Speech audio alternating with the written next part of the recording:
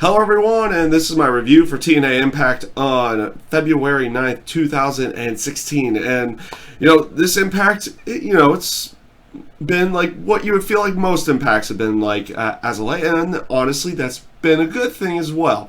Like I said before, I've thoroughly enjoyed the Matt Hardy heel turn. I've always felt like he's been a better heel than he is face when he's by himself. When he's with his brother Jeff, they work well together and they're a good face team. But when he's by himself, he comes off so much better as a heel versus a face. And, it comes off that way in his promo. The aspect that he's trying to get EC3 fired and trying to get Dixie Carter to do it and everything like that was an okay way of going about things. In the terms of how things ended on the night, I'll talk about a little bit later.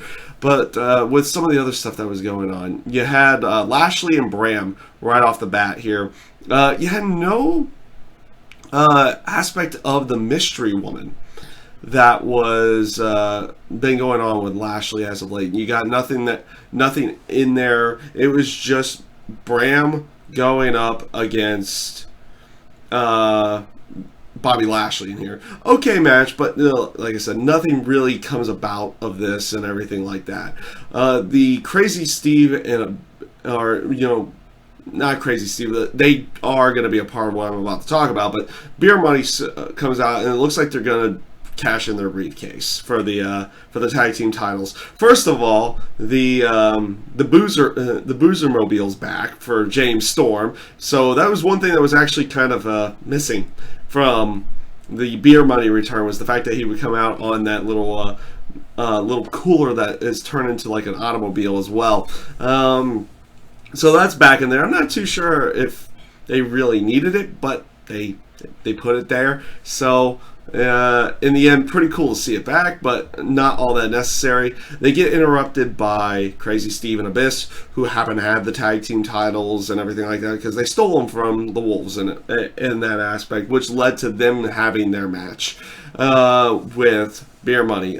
Basic standard fare. I don't like how they portrayed Crazy Steve and Abyss here. I feel like they could have done a little bit better job of putting them over a little bit more, making them more viable threats, but they made them just lose by DQ and then get chased off by the Wolves afterwards. So I feel like they could have done a better job here, but they decided to go a completely different route. The match with Jade and Madison Rayne, okay match between the two of them.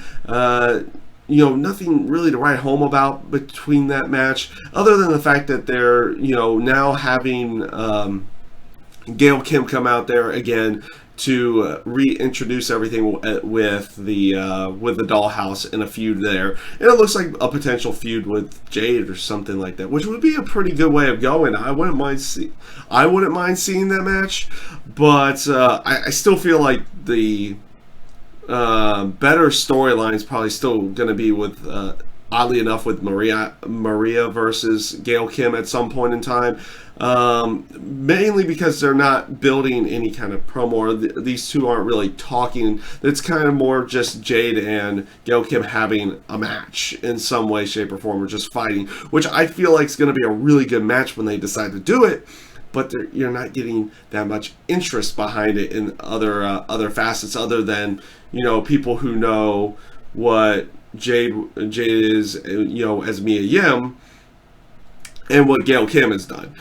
So hopefully they do a little bit more to build up off of this. And obviously with the release of Awesome Kong, that kind of gets rid of the whole that whole aspect in there as well.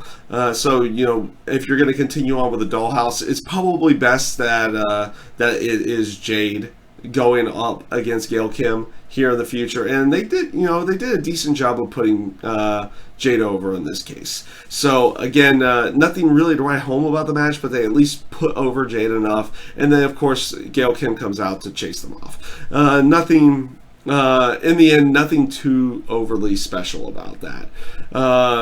You had the rematch with Trevor Lee and Tigre Uno. Again, relatively good match there, but again, where are they truly going with this? I know they're trying to build up Trevor Lee with Gregory Helms there, or Shane Helms there, for as his like mouthpiece or his promo dude or his manager. But in the end, it's not really doing anything for me in the terms of getting behind him as a heel or as a face in any way. I mean, we'll see where everything goes. You got to give everything a chance in the end. So we'll see where they go with Trevor Lee here in the future and how they make things work with them. I do like the aspect of the announcers kind of, descripting him as a guy who's just wanting to be a wrestler, and that's why you have the mouthpiece there. So you have the wrestler and the mouthpiece. So we'll see if it works. It hasn't really started doing anything for me yet, but we'll see where everything goes on that sense. And so after this. Actually, I'm stumbling over my words here. We'll go into the Grado storyline. Obviously, they decided to do a little bit more with the whole fired briefcase this year.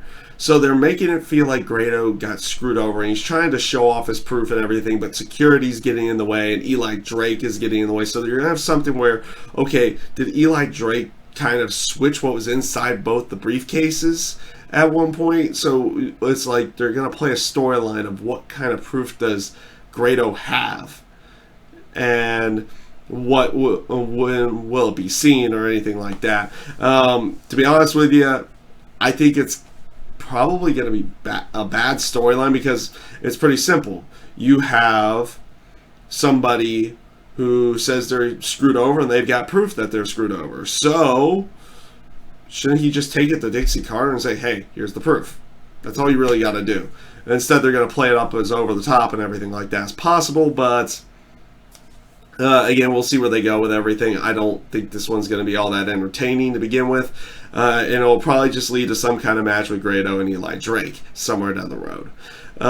So this leads me into with pretty much the main event match of the night.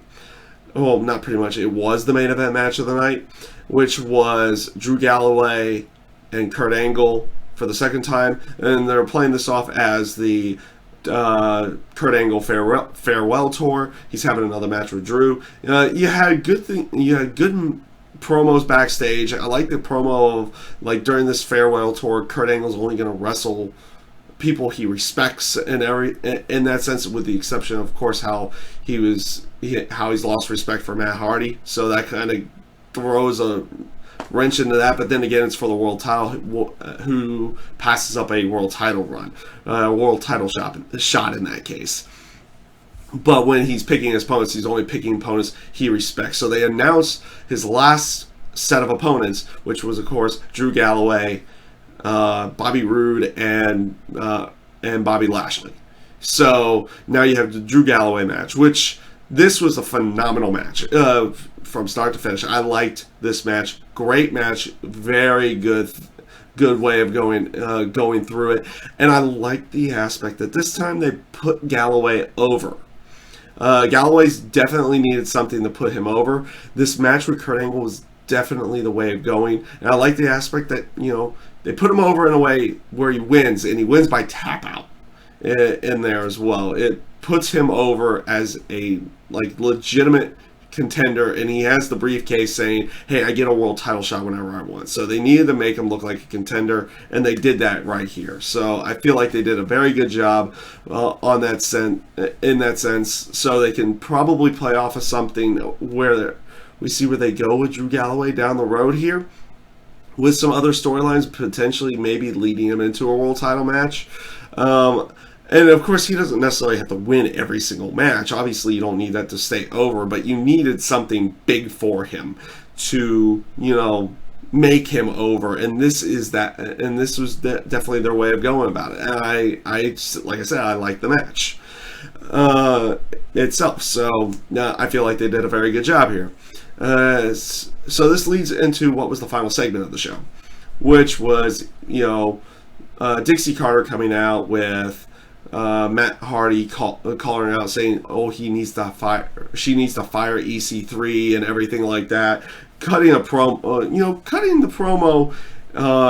and giving honestly legitimate reasons for it, for him being fired, how he treated Dixie when he won the World Heavyweight title, everything in that sense. But obviously they're trying to portray EC3 coming out and trying to portray him in a different light, that he's just more aggressive, he's on the more face side, but they haven't really fully changed his character. And I said this last week, I like the aspect that his character hasn't fully changed as a face. It's kind of the same, but they're making him go into different aspects of being that being a face character versus, oh, now that he's a face and not a heel, he's like this overly happy and being with the fans and talking and handshakes and all that kind of stuff. No, they didn't go there. They kind of kept him the same, but now he's going after the heels. Kept the same aggression, kept the same, intensity there, and it's time for him going after the heels. The one aspect that's in there is, it seems like they're bringing back the original kind of stable of it, where you had Dixie Carter and Rockstar Spud in there, and we'll see where they go with that. I like the aspect that, after he comes out there and clears the ring of Matt Hardy and everybody, you have Dixie and Rockstar Spud there. He kind of just looks at him, and it's not like he's going on a full of acceptance and it's like, I'm going to shake your hand and everything like that. He kind of just goes off. So again, kind of the same guy, but going after the heels now. So I liked where they went with it, and I thought it came off pretty well. And that's pretty much everything that happened on Impact and what I thought about it. Overall, pretty good show. I know I've felt since Impact has come back on Pop TV, they've done a pretty darn good job of putting shows together. They have flowed pretty well, and it doesn't feel like an overmassive confusion in there. The only thing that I'll still say, the one thing about TNA that kind of irks me a little bit, is their aspect of getting to the gimmick match extremely quick with their feuds. Like with Crazy Steve and Abyss versus the Wolves, they already had them in Hardcore War right after it started, and now they're into a Monsters Ball match for the tag titles the next week. So, they get a little quick to the gimmick matches. They don't really do slow burns all that much, though they are beginning to do a potential slow burn with Jeff and Matt Hardy. I like that aspect, that they're at least attempting something in terms of a slow burn versus, out there now and then, let's book it, and next feud. So we'll see where they go with everything. I did enjoy this episode of Impact. I thought it was not a hard watch by any stretch of the imagination. And that is my review for TNA Impact Wrestling. And I thank you guys for watching.